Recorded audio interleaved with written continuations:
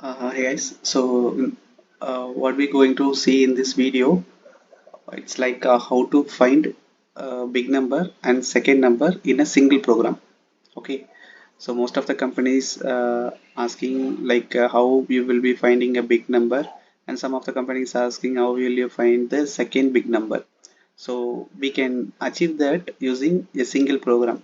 Okay, so first I'll create the temporary variable. First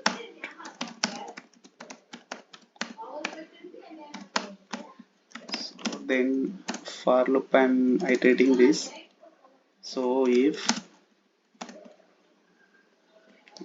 a of I, which I need to compare, which a of I is like 3, right? Because I value is 0, so 0th index will be the 3. A of I first will be 3. I'll checking with the first big. So if this first big, I'm storing first big a of, sorry, I. So the logic is just I created two temporary variables. So the first variable is the first big, and second variable will be the second big.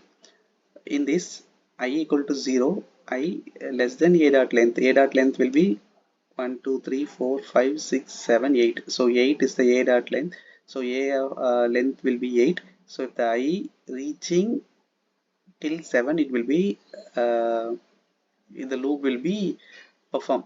When the I is changed as 8, immediately the loop will terminate, and it will the loop will terminate. It will print the system.out.print condition. Okay, so each iterating it will be adding the I plus plus. So here a of I greater than first big, which means 3 greater than first big 0.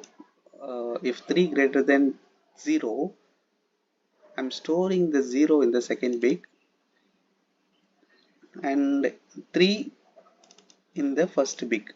Okay, so the next iteration will be go I equal to 1 5. So 5 greater than first big will be 3, right? So previous iteration here 3 will be there, that is stored in the first big. So 5 greater than 3, yes, true. So again the first big stored in the second big, so which means 3 here in this iteration 3 will be stored in the second big, 5 will be stored in the first big.